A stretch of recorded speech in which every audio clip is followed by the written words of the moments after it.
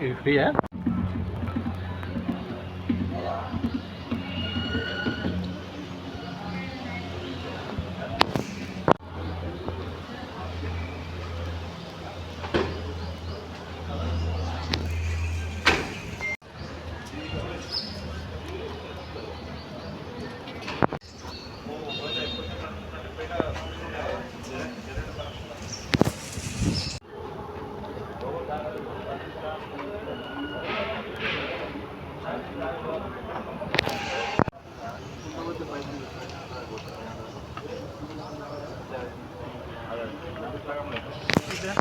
Fridge కూడా ఇచ్చిందా?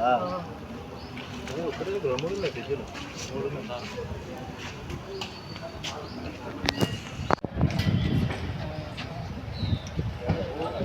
నేనే అన్నమాట 2 రోజులు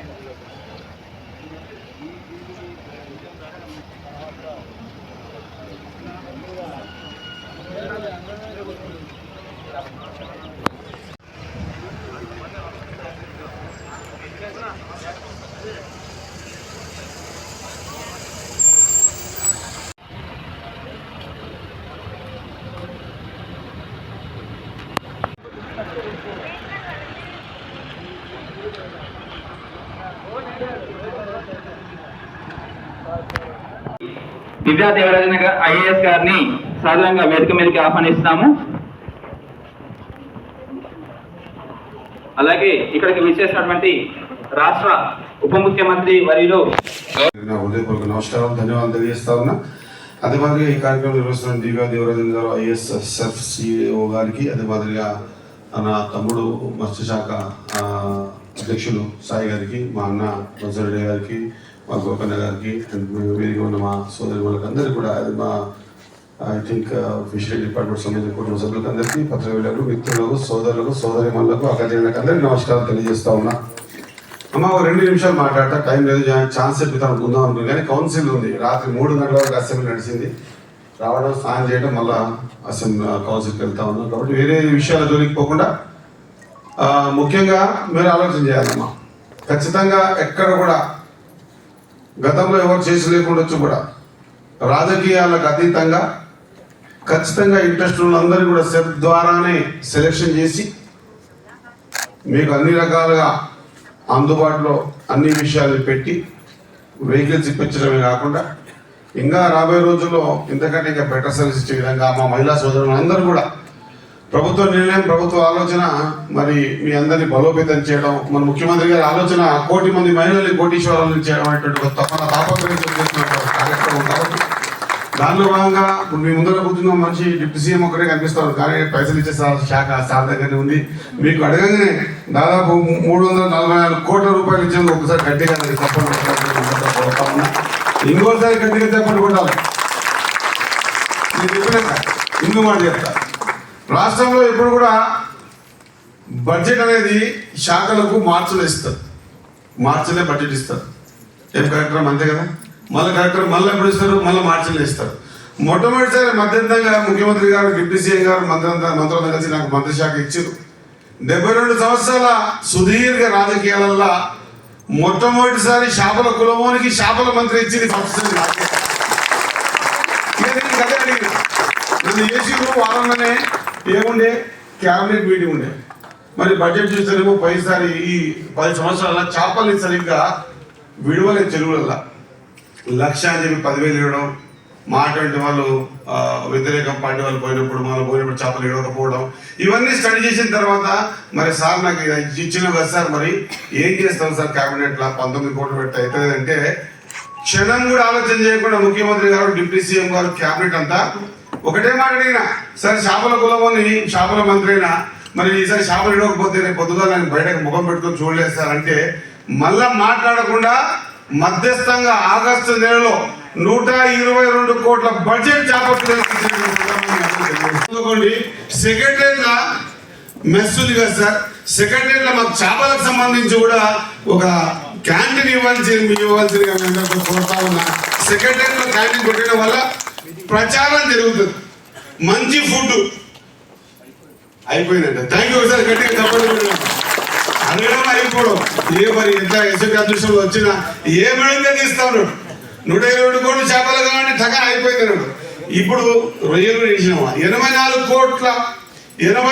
కోట్ల చేప పిల్లలు ఈసారి వదులుతున్నాం. ఎంత డబ్బులు పెట్టినాం? 84 కోట్లు పెట్టినాం. ఎన్ని చేప పిల్లలు? 82 కోట్ల చేప పిల్లలు. ఇంకా మీద 26 కోట్లు దేనికి పెట్టినాం? రొయ్యలకు పెట్టినాం. ఇంకా రాబోయే రోజుల ఎక్కడ కూడా అవినీతికి తావివ్వకుండా ఖచ్చితంగా స్పష్టంగా ఒక యూనిట్ తయారు చేస్తాం. మా డిప్యూటీ సీఎం గారికి కొడతా ఉన్నా, సార్ మీరు ఇచ్చే డబ్బు ఎక్కడ కూడా మిస్యూజ్ కాకుండా ఖచ్చితంగా మండల స్థాయిలో ఎవరెవరు ఉండాలా, ఎవరెవరి సమక్షంలో చాలా పిల్లలు వదలాలా, లేదా పెద్ద పెద్ద చెరువులలో ఎవరెవరి సమక్షంలో వదలాలా, చిన్న చిన్న చెరువులలో ఎవరెవరి సమక్షంలో వదలాలనేటువంటి ఒక చిన్న ఎక్సర్సైజ్ చేసినాం. అంతా ఒకటి ఏంటంటే ఖచ్చితంగా ఈ పరిశ్రమను ముందుకు తీసుకుపోవాల్సిన అవసరం ఉన్నది. ఎంప్లాయ్మెంట్ జనరేట్ చేయడానికి ఆనాడు కట్టిన గొలుసు కట్టు చెరువులు మన దగ్గర ఉన్నాయి. అది పెద్ద ఆస్తి మనకి. కాబట్టి అన్ని ఆస్తులు కూడా ముందుకు తీసుకుపోయే విధంగా మీరు అడిగిన వెంటనే ఇంకా నాకు ఇప్పుడు అనిపిస్తూ ఉంది, అడగగానే ఇచ్చే కదా పెద్దది అడిగేది నేనేమో అనిపిస్తుంది.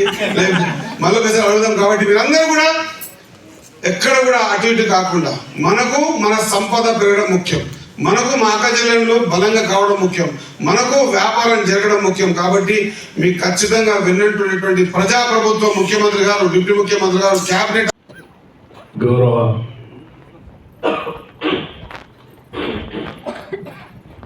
రాష్ట్ర మంత్రివర్యులు శ్రీ వాకిటి శ్రీహరి గారికి,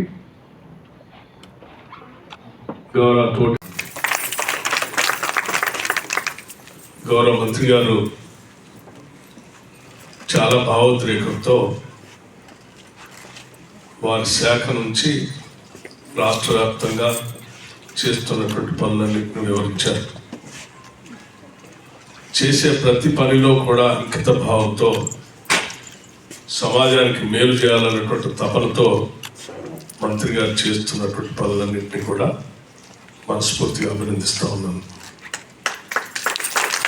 అలాగే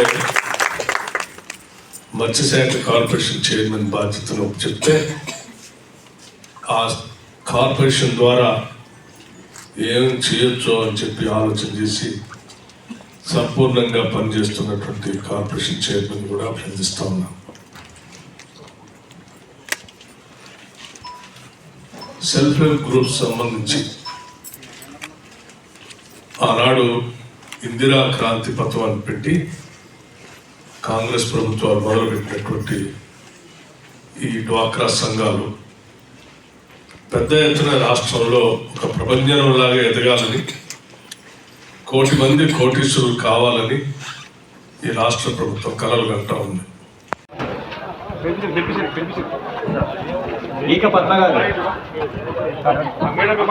బెనిఫిషియరీ ఎవరండి?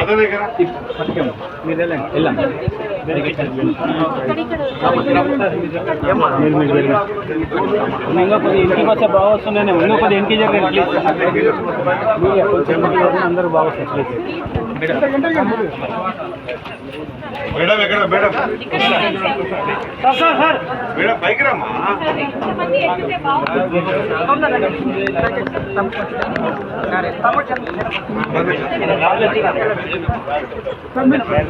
నా కొంచెం పక్కన రా.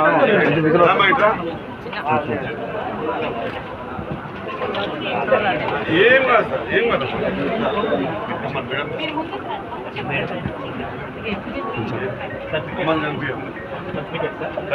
గీతంలో శిక్షణ ఇచ్చాం సార్.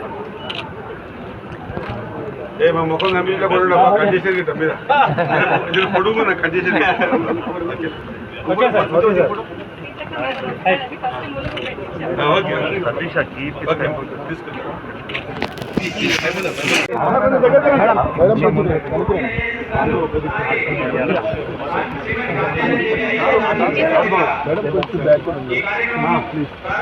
బాబు వచ్చేసి ఓకేనా?